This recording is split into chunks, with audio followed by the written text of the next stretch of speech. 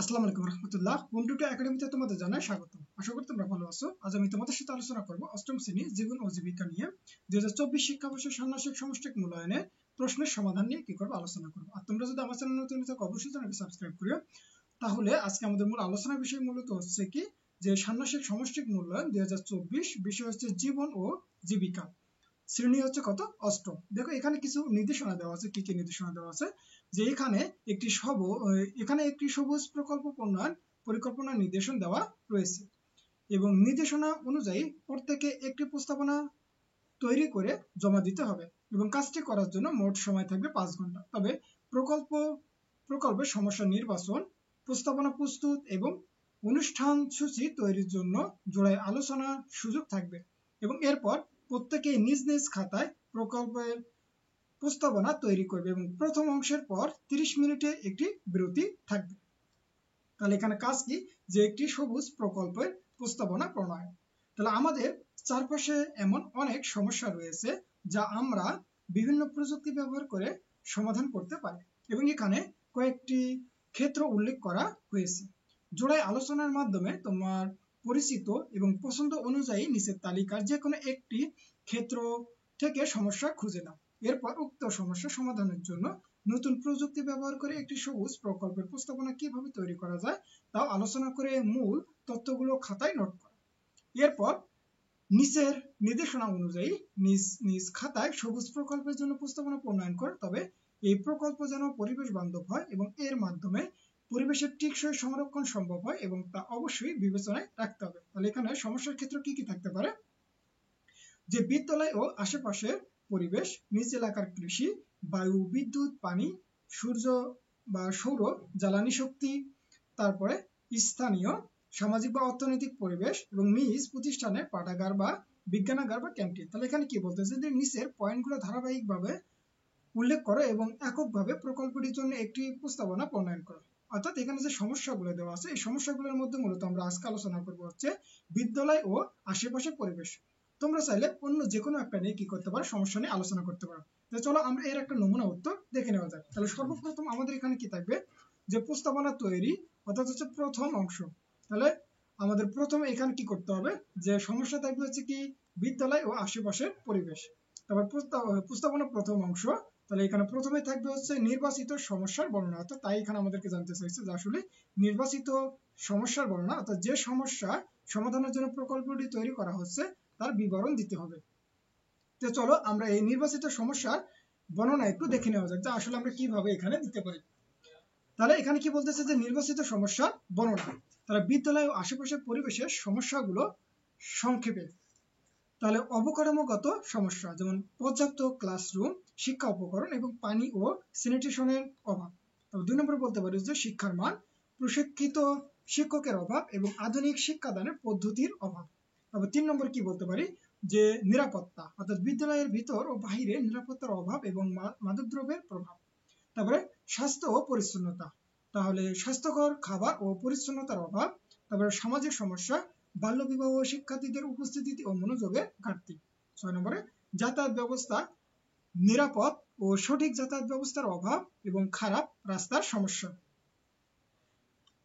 তারপরে আমাদের পরবর্তী দেখো এখানে কি বলতেছে যে 2 নম্বরে যে যৌক্তিকতা, যে কেন এই প্রকল্পটি নেওয়া হচ্ছে তার যৌক্তিক কারণ ব্যাখ্যা করতে হবে। তো চলো আমরা যৌক্তিক কারণগুলো একটু দেখে নেওয়া যাক। তাহলে এখানে কি বলতে পারি যে বিদ্যালয়ের আশেপাশে পরিবেশের সমস্যার যৌক্তিক বিশ্লেষণ করতে গেলে নিম্নলিখিত দিকগুলো বিবেচনা করা যেতে পারে। তাহলে অবকাঠামোগত সমস্যা, এখানে যৌক্তিক ব্যাখ্যা কি হতে পারে যে ক্লাসরুমের ঘাটতি। তাহলে পর্যাপ্ত ক্লাসরুম না থাকলে শিক্ষার্থীদের শিক্ষা গ্রহণের পরিবেশ সুষ্ঠু হয় না। গাদাগাদি করে বসার ফলে শিক্ষার্থীরা মনোযোগ দিয়ে পড়াশোনা করতে পারে না, যা তাদের শিক্ষার মান কমিয়ে দেয়। তারপরে শিক্ষা উপকরণের অভাব। তাহলে প্রয়োজনীয় শিক্ষা উপকরণ যেমন বই, ল্যাবরেটরি সরঞ্জাম, কম্পিউটার ইত্যাদি অভাব, শিক্ষার্থীরা প্রয়োজনীয় দক্ষতা ও জ্ঞান অর্জন করতে পারে না। তারপর যে শিক্ষার মান, এখানে যুক্তি কি থাকতে পারে যৌক্তিকতা যে শিক্ষকদের প্রশিক্ষণ। তাহলে প্রশিক্ষিত শিক্ষক না থাকলে শিক্ষার মান তেমন ভালো হয় না এবং শিক্ষকরা আধুনিক শিক্ষা পদ্ধতি বা শিক্ষাদানের কৌশল সম্পর্কে সঠিকভাবে জ্ঞান অর্জন করতে পারে না, ফলে শিক্ষার্থীরা প্রয়োজনীয় শিক্ষা পায় না। তারপরে শিক্ষাদানের পদ্ধতি, যা আধুনিক ও কার্যকর শিক্ষাদানের পদ্ধতি শিক্ষার্থীদের পাঠ্য বিষয়ের প্রতি আগ্রহ বাড়ায় এবং তাদের শেখার মান উন্নত করে এবং মানসিক স্বাস্থ্যের জন্য ক্ষতিকর এবং তাদের প্রয়োজনীয় বা শিক্ষা জীবনকে ধ্বংস করে দিতে পারে। তাহলে আশা করি এতটুকু বুঝতে পারছো। এইবার তারপরে আমাদের কি বলতেছে যে প্রকল্পের সাথে সংশ্লিষ্ট পেশা শনাক্তকরণ। তাহলে এই প্রকল্পের সাথে জড়িত বিভিন্ন খাতভিত্তিক পেশার নাম, দেশীয় এবং আন্তর্জাতিক শ্রম বাজারে উক্ত পেশার চাহিদা কেমন এবং উক্ত চাহিদা পূরণের জন্য কি ধরনের দক্ষতা অর্জন করা প্রয়োজন তা কি করতে হবে উল্লেখ করতে হবে। তো চলো আমরা এর একটা নমুনা উত্তর দেখে নেওয়া যাক। সো এখানে আমাদের আরো রয়েছে যে আগেরটারে মূলত হচ্ছে এই যে যুক্তিকতা, এটার আরো কিছু কোশ্চেন রয়েছে, যেমন হচ্ছে স্বাস্থ্য ও পরিচ্ছন্নতা। যেমন হচ্ছে যুক্তিকতার মধ্যে কি থাকবে যে স্বাস্থ্যকর খাবার, তারপর হচ্ছে পরিচ্ছন্নতা, অর্থাৎ বিদ্যালয় ও আশেপাশের এলাকা যদি পরিষ্কার না থাকে তবে তা শিক্ষার্থীদের স্বাস্থ্য ঝুঁকি বাড়ায় এবং বিদ্যালয়ে আসতে তাদের অনীহা তৈরি হতে পারে। এবং সামাজিক সমস্যা, এখানে যুক্তিকতা কি থাকতে পারে যে বাল্যবিবাহ, যেমন বাল্যবিবাহ শিক্ষার্থীদের শিক্ষা জীবনে ব্যাহত করে এবং তাদের শিক্ষার সুযোগ কমিয়ে দেয় এবং এটি তাদের ব্যক্তিগত এবং পেশাগত জীবনে নৈতিক অর্থাৎ নেতিবাচক প্রভাব ফেলে। তাহলে উপস্থিতি এবং মনোযোগের অভাব, তাহলে বিদ্যালয়ে উপস্থিতি ঘাটতি এবং মনোযোগের অভাব শিক্ষার্থীদের শিক্ষার মান কমিয়ে দেয় এবং তাদের ভবিষ্যৎ সম্ভাবনা হ্রাস করে। তারপরে মূলত হচ্ছে কি যাতায়াত ব্যবস্থা। তাহলে এখানে যুক্তিকতা কি থাকবে যে নিরাপদ যাতায়াত, নিরাপদ ও সঠিক যাতায়াত ব্যবস্থা না থাকলে শিক্ষার্থীরা বিদ্যালয়ে যেতে অসুবিধার সম্মুখীন হয় এবং এটি তাদের উপস্থিতি ও শিক্ষার মানে প্রভাব ফেলে। তারপর রাস্তার সমস্যা, যে খারাপ রাস্তা চলাচল করতে গেলে শিক্ষার্থীদের বিদ্যালয়ে পৌঁছাতে সময় ও কষ্ট বেড়ে যায় এবং তাদের শিক্ষার প্রতি অনীহা তৈরি হতে পারে। তাহলে আশা করি তোমরা এতটুকু বুঝতে পারছো। এইবার তারপরে কি বলতেছিল এই যে প্রকল্পের সাথে সংশ্লিষ্ট পেশা শনাক্ত করো। তো চলো আমরা এর একটা নমুনা উত্তর দেখে নেওয়া যায়। তাহলে এবার কি বলতেছে যে প্রকল্পের সাথে সংশ্লিষ্ট পেশা শনাক্ত করো। তাহলে এক নম্বর কি বলতে পারি যে শিক্ষাবিদ ও প্রশাসনিক কর্মচারী, যেমন শিক্ষক, তাহলে শিক্ষাদান ও শিক্ষার্থীদের মনোন্নয়ন, বিদ্যালয় প্রশাসক, তাহলে বিদ্যালয়ের সার্বিক পরিচালনা ও ব্যবস্থাপনা। দুই নম্বরে বলতে পারি যে অবকাঠামো উন্নয়ন ও রক্ষণাবেক্ষণ কর্মী, তাহলে স্থাপত্য ও সিভিল ইঞ্জিনিয়ারিং, তাহলে বিদ্যালয় ভবন, ক্লাসরুম ও অন্যান্য অবকাঠামো নকশা নির্মাণ, রক্ষণাবেক্ষণ কর্মী, তাহলে বিদ্যালয় ভবন ও স্যানিটেশন ব্যবস্থার রক্ষণাবেক্ষণ করা। তবে তিন নম্বরে বলতে পারি স্বাস্থ্য ও স্যানিটেশন কর্মী, যেমন স্বাস্থ্যকর্মীর কাজ কি যে শিক্ষার্থীদের স্বাস্থ্য পরীক্ষা এবং স্বাস্থ্য সংক্রান্ত সচেতনতা, স্যানিটেশন কর্মী বিদ্যালয়ের আশেপাশে পরিচ্ছন্নতা রক্ষা। তারপর নিরাপত্তা কর্মী, তাহলে নিরাপত্তা রক্ষী, বিদ্যালয়ের আশেপাশে নিরাপত্তা নিশ্চিত করা, স্কুল পুলিশ অফিসার, তাহলে শিক্ষার্থীদের নিরাপত্তা ও আইন শৃঙ্খলা রক্ষা। 5 নম্বরে বলতে পারি যে সামাজিক কর্মী ও কাউন্সিলর, তাহলে সামাজিক কর্মী শিক্ষার্থীদের সামাজিক সমস্যা সমাধান এবং সচেতনতা বৃদ্ধি এবং স্কুল কাউন্সিলর শিক্ষার্থীদের মানসিক ও সামাজিক সহায়তা প্রদান। তাহলে পরিবহন কর্মীর কাজ কি থাকবে বাস বা ভ্যান চালক শিক্ষার্থীদের নিরাপত্তা যাতায়াত নিশ্চিত করা, পরিবহন ব্যবস্থাপক, তাহলে বিদ্যালয় পরিবহন ব্যবস্থাপনা। তারপর 7 নম্বরে কি বলতে পারি যে সরকারি বেসরকারি উন্নয়ন কর্মী, তাহলে সরকারি কর্মকর্তা যেমন শিক্ষানীতি প্রণয়ন ও বাস্তবায়ন, এনজিও কর্মী বিদ্যালয়ের উন্নয়ন ও প্রকল্পের সহায়তা।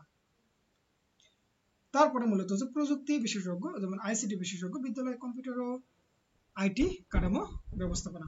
তাহলে আশা করি তোমরা এতটুকু বুঝতে পারছো। এইবার তারপরে দেখো আমাদের হচ্ছে কি প্রস্তাবনা দ্বিতীয় অংশ। তাহলে এখানে মূলত কি কি থাকবে যে ভবিষ্যৎ প্রযুক্তির মাধ্যমে প্রস্তাবিত সমাধান, তাহলে সমস্যাটি সমাধানের জন্য প্রকল্পে কি ধরনের প্রযুক্তি ব্যবহার করা হবে সেগুলোর নাম বর্ণনা এবং ব্যবহৃত প্রযুক্তির মাধ্যমে কোনগুলো ভবিষ্যৎ বা নতুন প্রযুক্তি তা চিহ্নিত করতে হবে এবং এগুলোর মাধ্যমে কিভাবে সমস্যাটি সমাধান করা হবে তা সম্পর্কে বিজ্ঞান ভিত্তিক এবং যুক্তি নির্ভর প্রস্তাব উপস্থাপন করতে হবে। তো চলো আমরা এর একটা নমুনা উত্তর দেখে নেওয়া যাক। তাহলে আমাদের হচ্ছে প্রস্তাবনার দ্বিতীয় অংশ। তাহলে 4 যে ভবিষ্যৎ প্রযুক্তির মাধ্যমে প্রস্তাবিত সমাধান, যেমন হতে পারে কি যে স্মার্ট ক্লাসরুম, তাহলে ইন্টারেক্টিভ বোর্ড, যেমন ডিজিটাল বোর্ড যা শিক্ষকের পাঠদানকে আরো আকর্ষণীয় ও ইন্টারেক্টিভ করে তুলবে। তারপরে ভার্চুয়াল রিয়েলিটি বা অগমেন্টেড রিয়েলিটি শিক্ষার্থীদের বিষয়বস্তু বাস্তব অভিজ্ঞতা পেতে পারে। তারপরে হচ্ছে অনলাইন শিক্ষা প্ল্যাটফর্ম, যেমন ই-লার্নিং প্ল্যাটফর্ম, শিক্ষার্থীরা অনলাইনে ক্লাস, কুইজ বা পরীক্ষায় অংশগ্রহণ করতে পারবে। শিক্ষা অ্যাপ, মোবাইল অ্যাপের মাধ্যমে শিক্ষার্থীরা ঘরে বসে পাঠ্য বই, ভিডিও লেকচার এবং অন্যান্য শিক্ষা সামগ্রী অ্যাক্সেস করতে পারবে। তারপর হচ্ছে নিরাপত্তা ব্যবস্থার মধ্যে কি থাকতে পারে যে স্মার্ট ক্যামেরা ও সেন্সর, যেমন বিদ্যালয়ের চারপাশ স্মার্ট ক্যামেরা ও সেন্সর স্থাপন করে নিরাপত্তা নিশ্চিত করা। বায়োমেট্রিক অ্যাক্সেস, বিদ্যালয়ে প্রবেশের জন্য বায়োমেট্রিক সিস্টেম বা ফিঙ্গারপ্রিন্ট বা ফেস রিকগনিশন ব্যবহার করা। স্বাস্থ্য ও স্যানিটেশন, যেমন automated sanitation device, smart toilet এবং হাত ধোয়ার সিস্টেম যা স্বয়ংক্রিয়ভাবে পরিষ্কার থাকে। তারপর হেলথ মনিটরিং ডিভাইস, যেমন শিক্ষার্থীদের স্বাস্থ্য পর্যবেক্ষণ করার জন্য স্মার্ট হেলথ মনিটরিং ডিভাইস ব্যবহার করা।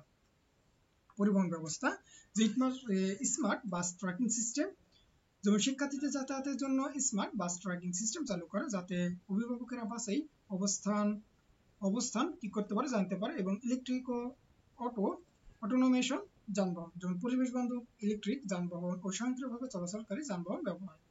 শিক্ষার মান উন্নয়ন, যেমন কি অ্যাডাপটিভ লার্নিং সফটওয়্যার শিক্ষার্থীদের দক্ষতা অনুযায়ী কন্টেন্ট সরবরাহ করে।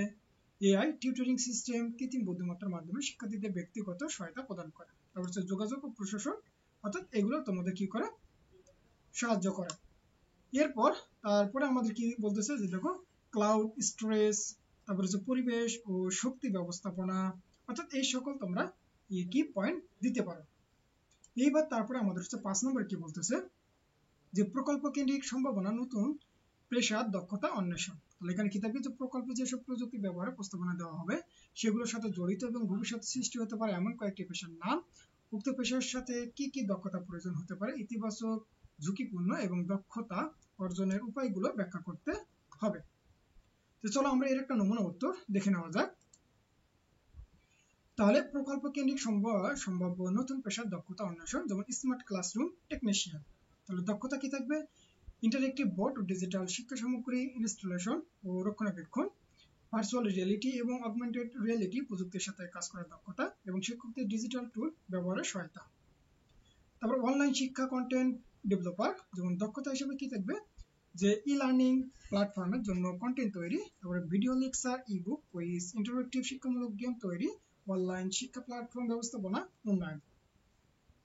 তারপরে শিক্ষা নিরাপত্তা প্রযুক্তি, যেমন দক্ষতা থাকবে কি, যে স্মার্ট ক্যামেরা ও সেন্সর ইনস্টলেশন ও রক্ষণাবেক্ষণ, বায়োমেট্রিক অ্যাক্সেস সিস্টেম পরিচালনা, সাইবার নিরাপত্তা ব্যবস্থাপনা ও রক্ষণাবেক্ষণ। তারপরে স্বাস্থ্য ও স্যানিটেশন ইঞ্জিনিয়ারিং। তাহলে দক্ষতার মধ্যে অটোমেটেড স্যানিটেশন ডিভাইস ডিজাইন ও স্থাপন, স্বাস্থ্য মনিটরিং ডিভাইস পরিচালনা ও ডাটা বিশ্লেষণ, বিদ্যালয়ের স্বাস্থ্যকর পরিবেশ নিশ্চিত করা। তারপরে এই যে স্মার্ট পরিবহন ও সমন্বয়কারী, তোমরা অবশ্যই চাইলে এগুলো আরো কিছু শর্ট করতে পারো, এখানে আমি ডিটেলসে বলে দেওয়া আছে, তোমরা চাইলে এগুলোকে কিছু শর্ট করে লিখতে পারবে, কোনো সমস্যা নেই। তারপরে এই 6 নম্বরে কি, যে শিক্ষার মান উন্নয়ন ও বিশেষজ্ঞ দক্ষতা। এখানে কি বলতেছে, যে অ্যাডাপ্টিং লার্নিং সফটওয়্যার উন্নয়ন ও পরিচালনা, এআই টিউটরিং সিস্টেমের কার্যকর ব্যবহার এবং শিক্ষার্থীদের দক্ষতা ও অগ্রগতি পর্যবেক্ষণ ও পরামর্শ দাও। তাহলে আশা করি এতটুকু বুঝতে পারছো।